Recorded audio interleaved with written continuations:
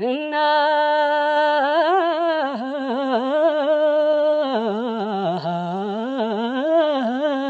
ተስተልደን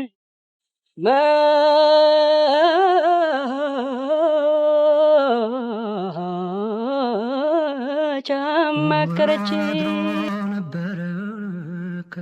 ያልተፈታው የዘመናትን ቆቅልሽ ጊዜው ደርሶ ዛሬ ተፈቷል። የተወዳጁ የሙዚቃ ሰው ሙሉቀን መለሰ ከሙዚቃ መራቅ ጀርባ ያለው እውነታም መንፈሳዊ ጥሪ ወይስ ደግሞ የተሰበረ ልብ?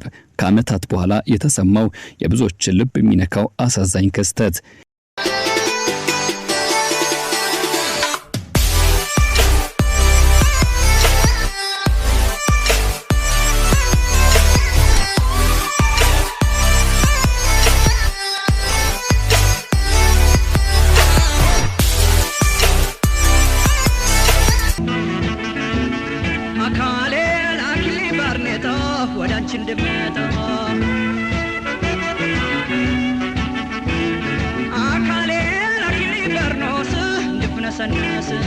ወደ ቤተሰቦቻችን እንዴት አላችሁልን? በዛሬ መረጃው ሰዓታችን የሙሉቀን መለሰ ከሙዚቃው ዓለም መራቅ ጀርባ ያለው ለዘመናት የታፈነው እውነት ዛሬ ልነግራችሁ ነው። አብራችሁን ቆዩ። የኢትዮጵያ የሙዚቃ ታሪክ ሲገለጥ በወርቅ ፊደል ከሚጻፉ ስማቸው ከትውልድ ትውልድ በክብር ከሚሸጋገሩ አንጋፋ ድምፃውያን መካከል እርሱ ግንባር ቀደምቶች ተርታ ይሰለፋል። ድምፃዊ ሙሉቀን መለሰ በ1960ዎቹና 70ዎቹ የኢትዮጵያ የወርቃማ ሙዚቃ ዘመን ሲነሳ እርሱ አብሮ ብቅ ያለ በልዩ ድምጽ ቃናው በማራኪ መድረክ ላይ አቋሙና በዘመናዊ ሙዚቃ ቅንብር የታጀቡ ተወዳጅ ስራዎችን በብዙዎች ልብ ውስጥ እንዲቀርና እንዲታተም ያደረገው የጥበብ ባለሟል ገና በ10ዎቹ ዕድሜ ክልል ውስጥ እያለም ሙዚቃን ዓለም የተቀላቀለው ሙሉቀን ባጭር ጊዜ ውስጥ የዝናን ማማ ተቆናጦ ነበር። የሙዚቃ አፍቃሪው በስራዎቹ የተዝናና ገና ብዙ ይጠብቅበት በነበረበት የዝናው ጫፍ ላይ እያለ ግን አንድ ያልተጠበቀ ክስተት ተፈጠረ። ሙሉቀን መለሰ ሙዚቃን አቆመ። ይህ ድንገተኛ ውሳኔ የብዙዎች ልብ ሰበረ። ምን አለ በሙዚቃው ዓለም በቆየልን የሚሉ ጥልቅ የተባሉ ቁጭቶች በውስጣቸው ያሳደሩ ክስተቶች እንዲፈጠሩ አደረገ። ለ10 ዓመታት ህዝቡ ሙሉቀን መለሰ ከሙዚቃው ዓለም የራቀው መንፈሳዊ መንገድ መርጦ ነው ህይወቱ ለፈጣሪው አሳልፎ ለመስጠት በወሰደው የጠራ ውሳኔ ላይ እንደሆነ ቢያምኑም ዛሬ ግን ሌላ ነው። በእርግጥ ሙሉቀን ቀሪ ዘመኑን ያሳለፈው በፕሮቴስታንት እምነት በዘማሪነትና በአገልጋይነት ነበር። ነገር ግን ከዚህ መንፈሳዊ ጉዞ ጀርባ የሙሉቀንን ልብ ያደማ ስነ ልቦናውን የጎዳና በቀኝ እስከ ማለት ያደረሰው ሌላ የተደበቀ ሚስጥር ቢኖርስ? ከዓመታት በኋላ የሙዚቃ አቀናባሪው ዳዊት ጥላሁን ይፋ ያደረገውና የብዙዎች ልብ የነካው እውነታ ምንድነው? ይህ ልብ ሰባሪ እውነት ከመፈተሻችን በፊት የሙሉቀንን የህይወት ጉዞ ወደ ሙዚቃ ዓለም የገባበት መንገድና የነበረውን ጥልቅ የጥበብ ፍቅር መለስ ብለን መቃኘት ግድ ይለናል። አደረገኝ ከንቱ ተሞክቶ ማይረታ አደረገኝ ግዑዝ አልሞ ማያመታ አሳልፎ ሰጠኝ ለህም በሽታ የትላንቱ ፍቅር የዛሬው ትዝታ። ከዳማ ኪዳነ ምሕረት እስከ ኮልፌ የልጅነት ጊዜና የሙዚቃ ጅማሮ በሙሉቀን የሙዚቃ ህይወት ውስጥ የሙሉቀን መለሰ ህይወት ታሪክ የሚጀምረው በሰሜን ኢትዮጵያ ጎጃም ክፍለ ሀገር አነደድ ወረዳ ውስጥ ዳማ ኪዳነ ምሕረት የምትባል አንዲት አነስተኛ መንደር ውስጥ ነው። በ1976 ዓ.ም ተወልዶ ወደዚህ ምድር የመጣው ሙሉቀን መለሰ አባቱ የቤተክርስቲያን አገልጋይ ቄስ ነበሩ። እውነተኛ ስሙ ሙሉቀን ታምሩ ጥሩነህ ይባል ነበር። ይሁን እንጂ የልጅነት ጊዜው ገና በለጋነት በሐዘን የተቋጠረ ሆነም። ይሄው ሙሉቀን ገና የ5 ወይም ደግሞ የ6 ዓመት ልጅ እያለ እናቱ ከዚህ ዓለም በሞት ተለዩ። ይህ ቤተሰብ መበተን ሙሉቀንን እንደ አዲስ ወደ ሌላ ህይወት ምዕራፍ መራው። አዲስ አበባ ይኖሩ የነበሩት አጎቱ አቶ መለሰ ገሰሰ ህፃኑ ሙሉቀንን ከጎጃም ይዘውት ወደ መዲናዋ አዲስ አበባ አመጡት። ትምህርት ቤት ሲያስገቡትም በራሳቸው ስም ሙሉቀን መለሰ ተብሎ እንዲጠራ ሆነ። በዚያው ይፋይ መጣሪያው አደረጉት። ኮልፌ ሰፈር በሚገኘው ጳውሎስ ትምህርት ቤት ትምህርቱን የጀመረው ሙሉቀን መለሰ ውስጡ ግን በሌላ የጥበብ መንፈስ ይናወጥ ነበር። ለሙዚቃ ልዩ ፍቅር የነበረው ይህ ታዳጊ በአካባቢው የተከፈተ የሙዚቃ ትምህርት ቤት በመግባት በአቶ ተፈራ አቡነ ወልድ አማካይነት ለ6 ወራት የዘለቀ የሙዚቃ ትምህርትና ስልጠና አገኘ። ታዲያ ይህች አጭር ጊዜ የሙሉቀን የተፈጥሮ ልግስናና ተሰጥኦ ለመቀስቀስ በቂ ጊዜ ነበረች። በ1958 ገና የ12 ወይም ደግሞ 13 ዓመት ታዳጊ ያለ ፈጣን ኦርኬስትራን ተቀላቅሎ የሙዚቃ ህይወቱን በይፋ ጀመረ። በትዝታ ላይ ብዙ አመለካከት አለኝ። ከልቤ ነው የምናገረው። ብዙ ጊዜ ስለ ፍቅርም ስንገልጽ ስለምንም ስንገልጽ ትዝታ አለው። ከዚያን ጊዜ ጀምሮ ማለትም ከ1960ዎቹ አንስቶ ወደ ፖሊስ ኦርኬስትራ በማደግ ድምጹን ለሰፊው ህዝብ ማድረስ ጀመረ። በወቅቱ በነበሩት የምሽት ክለቦች ውስጥም በመጫወት ስሙን ማስጠራት የጀመረ ሲሆን እናቴ ስትወልደኝ መቼ አማከረችኝ የሚለው ዘፈን ለመጀመሪያ ጊዜ በመድረክ ያቀረበውና የብዙዎችን ትኩረት የሳበው ስራው እንደነበር ይነገርለታል። እናቴ ስትወልደኝ መቼ አማከረችኝ። የሙሉቀን መለሰ የሙዚቃ ጉዞ ይበልጥ ደምቆ የወጣው ከታዋቂዎቹ ባንዶችና ከአንጋፋ የሙዚቃ ባለሙያዎች ጋር መስራት በጀመረበት ጊዜ ነው። በተለይም ከአንጋፋ የሙዚቃ ሰው ዳዊት ይፍሩ ጋር የነበረው ወዳጅነትና የባንድ ቆይታ በታሪክ ጉልህ ስፍራን የሚይዝ ነው። ዳዊት ይፍሩ ከዓመታት በኋላ በአንድ ወቅት በሸገር ኤፍኤም የሬዲዮ ፕሮግራም ላይ እንደተናገረው ከሆነ ከሙሉቀን ጋር የተገናኙት በ1967 ወይም 68 አካባቢ እንደነበረው ማስታወስ በወቅቱ ዳዊት ባንድ የተባለው ስብስብ ከብሔራዊ ቲያትር መጥቶ የራሱን የሆነ ባንድ ለመስራት ሲንቀሳቀስ ቬነስ ክለብ አገኘም። 6 ሙዚቀኞች ብቻ የነበሩትና ድምጻዊ ያልነበረው ይህ ባንድ መጀመሪያ አንጋፋውን ሚኒሊክ ወስናቸው መቀጠል ወጣቱ ሙሉቀን መለሰና ረዳ ኢብራሂም በማካተት አዲስ ጉዞ ጀመረም። ሙሉቀን ወደ ባንዱ እንደገባም ብዙ ሳይቆይ ፀሐይና እንደዚሁም አንታረቅም የሚሉ ዘፈኖችን ይዞ መጣ። እነዚህ ስራዎቹ በፊሊፕስ የታተሙ ሲሆኑ የታጀቡት ደግሞ በኦርኬስትራ ባንድ አማካይነት ማለትም የቬነስ ክለብ ባንድ አዲስ ስያሜ ነበር። የባንድ ስያሜው ራሱ ልዩ ታሪክ ነበረው። አንድ የፓይለት ኮርስ የሚወስድ ሱዳናዊ ደንበኛቸው ኢትዮጵያና ሱዳን የምድር ወገብ ኢኩዌተር አካባቢ ስለሚገኙ ኢኩዌስተርስ በሉት ብሎ ባወጣላቸው ስም መጥራት እንደጀመሩ በአንድ ወቅት ይህኑ አጋጣሚ ዳዊት ይፍሩ ተናግሮ ነበር። ከቬነስ ክለብ በኋላም ወደ ሸበሌ ሆቴል ያቀናው ባንዱ የለውጥ ጊዜ በነበረበት በዚያ አካባቢ አንድ አስደንጋጭ ክስተት አጋጥሞት ነበር። እነ ሙሉቀን መለሰ የሚጫወቱበት ሆቴል ውስጥ ቦምብ ተጠምዶ ፈነዳ። እድል ሆኖ እነሱ በሌሉበት ሰዓት መፈንዳቱ ማንም አልተጎዳም። ከዚያ በኋላ ጊዮን ሆቴል በመግባት ራሳቸውን ዳህላክ ባንድ ብለው ሰየሙ። የሙሉቀን የሙዚቃ ችሎታ አስገራሚ የሆነ ከጊዜ ጊዜ እያደገና እየተመነደገ መጣ። ዳዊት ይፍሩ እንደሚመሰክረው ከሆነ ሙሉቀን መደበኛ የሙዚቃ ትምህርት በሰፊው ባይማርም ፈጣሪ የሰጠው ልዩ ጆሮና ተሰጥኦ ነበረው። ድራምና ኮንጋ ሲጫወትም ከተማሩት እኩል አልፎም በልጦ ይጫወት ነበር። ሙላቱ አስታጥቄ ሳይቀር ኮንጋ ሲጫወት አይቶት አብሮት የመስራት እድል ሰጥቶት ነበር። ዜማና ግጥም ሲሰጠው እንዳለ ከመቀበል ይልቅ አጣርቶና ሻሽሎ ብሎም ለጆሮ ይበልጥ እንዲመች አድርጎ የመቀየር ልዩ ብቃት ነበረው ሙሉቀን። ዛሬ ያሉት እንደነ ኤፍሬም ታምሩና ቴዎድሮስ ታደሰ አይነት ድምጻውያን መነሻቸው የሙሉቀን ስራዎች ናቸው ይላል ዳዊት ይፍሩ የሙሉቀንን ተጽዕኖ ሲገልጽ። በ1972 ዓ.ም ሙሉቀን በኢትዮጵያ የሙዚቃ ታሪክ ውስጥ ትልቅ ስፍራ የሚሰጣቸውን ስራዎች አቀረበ። ግርማ በየነ ፒያኖና አሬንጅመንት፣ ተስፋ ማርያም ኪዳኔ ሳክስፎን፣ ተክሌ አዳህኖም ጊታር፣ ፍቃደ አምደ መስቀል ባስ እንዲሁም ደግሞ ተስፋይ መኮንን ከበሮ በተሰኙት የሙዚቃ ሊቃውንቶች ታጅቦ ሄደች አሉ የተሰኘውን የመጀመሪያ ቀረጻውን አከናወነ። በ1975 ዓ.ም ከኢኳቶር ባንድ ጋር በመሆንም አረ ወተቴ ማሬ እንዲሁም ደግሞ እቲ እንዴት ነሽ ገዳውን አሳተመ። ከነዚህ በተጨማሪ ምን ነው ከረፈደ ይረገም ልቤ ሌቦኔ ቁመት ሽሎጋ ነውና ወድጄሽ ነበር የተሰኙ ስራዎችን የህዝብ መዝሙር እስኪሆኑ ድረስ አቀነቀናቸው። በብዙዎች ዘንድ ተቀባይነትና ተወዳጅነት አገኘም። ከሁሉም በላይ ግን ሙሉቀን ወደር የለሽ የህዝብ ተወዳጅነት ያጎናጸፈው ናኑ ናኑናዬ የተሰኘው አልበሙ ነው።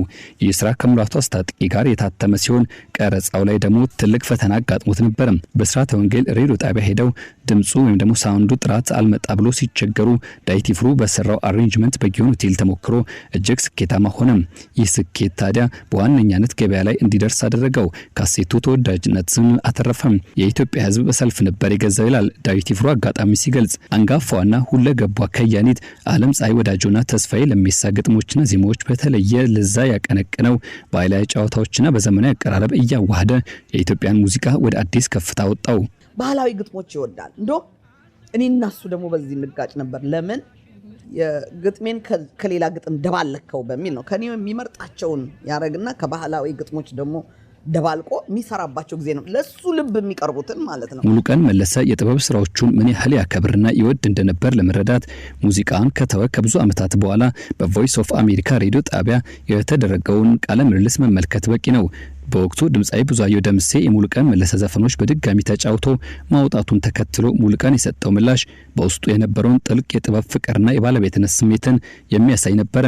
ጋዜጠኛው የእርሶ ዘፈን በድጋሚ ተጫውቶ ስለመውጣቱ ምን ይሰማዎታል ብሎ ሲጠይቀው ሙሉቀን በቁጣ በተቀላቀለበት ስሜት ውስጥ እንዲህ ነበር የመለሰው። የኔ ስሜት አንድ ነው። እኔ ዘፈን መዝፈን አቁሜያለሁ፣ ወደ አምላኬ ተመልሻለሁ። ነገር ግን ዘፈኖቼን ማንም እንዲወስዳቸው ወይም ደግሞ እንዲዘርፋቸው ፍቃድ አልሰጠውም። አሁን የሆነው ነገር ስርቆት ነው። በሲዲ ሆነ በካሴት መሻገሪያ ላይ እንኳን የኔ ስም አላሰፈሩም። የድሮ ዘፈኖች ኦልዲስ በሚል ብቻ ነው ያወጡት። ይህ ለጥበቡ ሆነ ለባለቤቱ ትልቅ ንቀት ነው የሚል ሐሳብ ነበር ያነሳው ሙሉቀን መለሰ። ጋዜጠኛው አክሎም ቢጠየቁት ፍቃድ ይሰጡ ነበር ወይ ለሚለው ጥያቄ በፍጹም አልሰጥም። ማንም ሰው የኔን ዘፈኖች እንዲዘፍን አልፈልግም።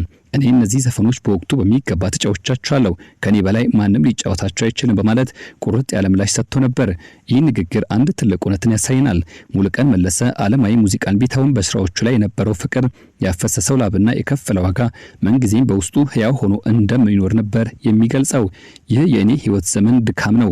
ዜማዎቹና ግጥሞቹ ለመስራት ብዙ ደክም ያለው ማለቱም ይህንን ያረጋግጣል። ኢቢኤስ ቴሌቪዥን ቀርቦ በሰጠው ቃለ ምልልስ አንዳንድ መጽሔቶች ባሳለፈው ዓለማዊ ህይወት ተጽዕኖ ዘፈኖቹ እንዲጠፉ ይፈልጋሉ ወይ ብለው የጻፉት ሐሰት መሆኑን አጋልጧል። ያሳለፍኩትን የጥበብ ህይወት አልጠላውም። የህይወቴ አንድ ክፍልና አካል ነበር። ነገር ግን አሁን ያለውበት የወንጌል አገልግሎት ህይወቴን ይበልጥ የሚያረካኝ በመሆኑ ወደ ኋላ መመለስ አልፈልግም በማለት ለጥበብ ስራዎቹ ያለውን ክብር በግልጽ አስቀምጦ ነበር። ታዲያ ይህን ያህል ስራውን የሚወድ ተወዳጅነቱ ጣራ የነካ ህዝብ ያነገሰው አርቲስት በድንገት ሁሉን ነገር እርግፍ አድርጎ የተወበት ሙዚቃ በቃኝ ያለበት ትክክለኛውና ዋነኛው መነሻ ምክንያት ምን ነበር? መንፈሳዊ ጥሪ በውስጡ የነበረ ቢሆንም ይህን ውሳኔ እንዲያፋጥንና በሙዚቃው ዓለም ላይ ልቡ እንዲሰበር ያደረገው ክስተት ምንድን ነው? ሁለቱም አይልሽ ነው ያገኘሽበት አስሩም ጣትሽ ነው ያነሳሽበት ሰላሳው ጥርስሽ ነው የበላሽበት የኔ ዓለም ፈታቦት ልባልጫወት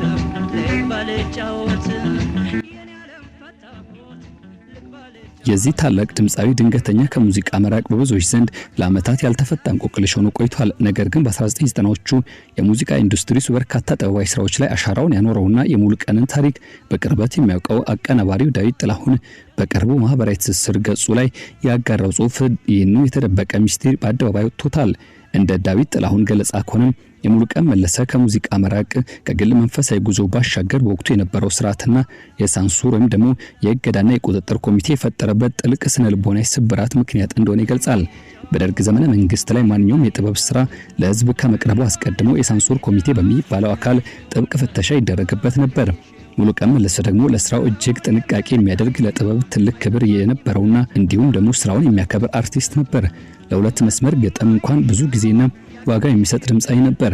ነገር ግን ይህ የሳንሱር ኮሚቴ ሙሉቀን ሌት ከቀን ለፍቶ ስሜቱን አፍስሶ የተገጠመውና የተቀነባበረውን ስራ ያለምንም ርህራሄ ሲያበላሹትና ሲሰርዝበት ሙሉቀን ከመበሳጨት አልፎ እንደ ህፃን ልጅ ያለቅስ ነበር ይላል ዳዊት ጥላሁን ስለርሱ ሲገልጽ። ሙሉቀን መለሰ ለሁለት መስመር ግጥም ብዙ ጊዜ ዋጋ የሚሰጥ ድምጻዊ ሆኖ ሳለ በደርግ ጊዜ የነበረው የሳንሱር ኮሚቴ ስንት ለፍቶ የተገጠመውን ግጥም ሲያበላሽ ብዙ ጊዜ ከመበሳጨት አልፎ ማልቀሱ እንዲሁም ደግሞ ህመሙን በብዙ መልኩ ያንጸባርቅ ነበር። ይህ ድግምግሞሽ አዲስ ነገር ይዞ ለመቅረብ የነበረውን ፍላጎት እያመነመነው እንደመጣም ዳዊት ጥላሁን ይናገራል። አንድ የጥበብ ሰው ነፍሱን አውጥቶ የሰራውን ስራም ጥበብን በማይረዱ ፖለቲከኞች ወይም ደግሞ ሹመኞች ሲገመደልበት የሚሰማው ህመም ከምንም በላይ ነው። ይህ ስብራት በሙሉቀን ውስጥ እያደገ ፍላጎቱን እየገደለው መጣ።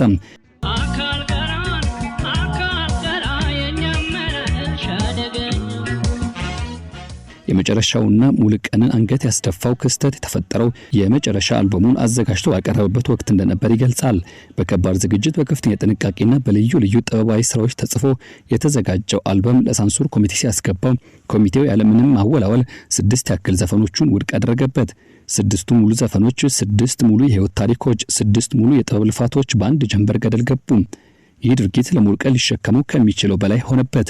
የዳዊት ጥላሁን ጽሑፍ በወቅቱ የነበረውን የሙሉቀን ስሜትን እንዲያሳያል።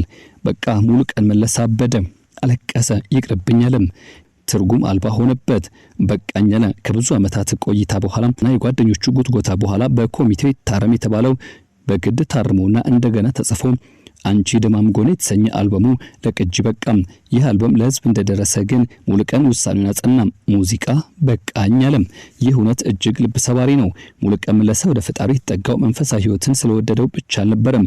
ዓለማዊ ዓለም ውስጥም የጥበብ ስርዓት አድናቆት የሌለው ሳንሱርና እንዲሁም ደግሞ ፖለቲካዊ ጫና ልቡን ስላደማው ነፍሱ የሚያርፍበትን እውነተኛ ሰላም ፈልጎ ጭምር እንጂ ያ በዘፈን በሙዚቃ በመጠጥ የማገኘው ደስታ ሁሉ ጠፋ።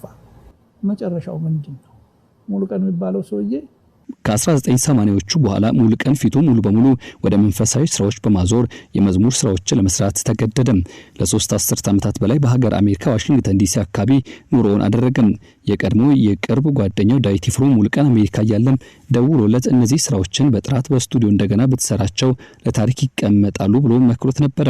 ነገር ግን ልቡ ሙሉ በሙሉ ከዓለማዊ ሙዚቃ የራቀ ያሳለፈው የስነ ልቦና ስብራት ጠባሳው የጠለቀው ሙሉቀን አንተ ሰይጣን ከኔ ራቅ በማለት ቁርጥ ያለ ምላሽ እንደሰጠው ይናገራል ዳዊት ይፍሩ። ዓለማዊ ሙዚቃን ጨርሶ ስለታው መመለስ አልፈለገም። ሙሉቀን መለሰ ያ የኢትዮጵያ ሙዚቃ ኩራት፣ ያ ድንቅ የጥበብ ሰው ከረጅም ጊዜ የውጭ ሀገር ቆይታ በኋላ ሚያዝያ 1 ቀን 2016 ዓ.ም በተወለደ በ70 ዓመቱ በሀገር አሜሪካ ከዚህ ዓለም በሞት ተለይቷል። ዳዊት ይፍሩ እንዳለው ከሆነ ሙሉቀን መለሰ አርፏል። ስራዎቹ ግን ለዘላለም ይኖራሉ። እንደ ሞዛርትና ቤቶቨን ታሪክ ሆነው የሚቀመጡ ናቸው። እውነት ነው ሙሉቀን በአካል ቢያልፍም በልብ ስብራት ተገፍቶ ጥበብን ቢርቅም በናኑ ናኑናዬ በምን ነው ከረፈደ እንዲሁም እቴ እንዴት ነሽ ገዳሙና በሌሎችም የማይሞቱ ስራዎቹ በኢትዮጵያን ልብ ውስጥ ለዘላለም ሕያው ሆኖ ይኖራል። አደረገኝ ከንቱ ተማክቶ ማይረታ አደረገኝ ግዑዝ አለሞ ማያይመታ አሳልፎ ሰጠኝ ለህም በሽታ የትላንቱ ፍቅር የዛሬው ትዝታ። ሳንሱር ዘፈኖቹን ሰርዞ ሊሆን ይችላል። ነገር ግን የህዝብን ፍቅርና የሙሉቀን ክብር ሊሰርዝ አልቻለም። የሙሉቀን መለሰ ይህን የተደበቀና ልብ ሰባሪ ታሪክ ስንመለከት በወቅቱ የነበረው ስርዓት በስንትና ስንት ጥበባዊ ስራዎቹን እንዳመከነና አርቲስቶቻችን እንዳሳዘነ እንገነዘባለን። የዘመኑን የሙዚቃ ሰዎች እንዳመከነ ለመገንዘብ በቂ ሆኖ እናገኛለን። ውድ ንግስት ቤተሰቦች የዛሬ መረጃችን ይህን ይመስላል። ለቻናላችን አዲስ ከሆናችሁ ሰብስክራይብ በማድረግ እንድትወዳጁን ሐሳብ አስተያየቶቻችሁን እንድታካፍሉን ከወደዳችሁት ደግሞ ሌሎች እንድታጋሩ እንጋብዛለን። በሌላ መረጃ እስከምንገናኝ መልካም ጊዜ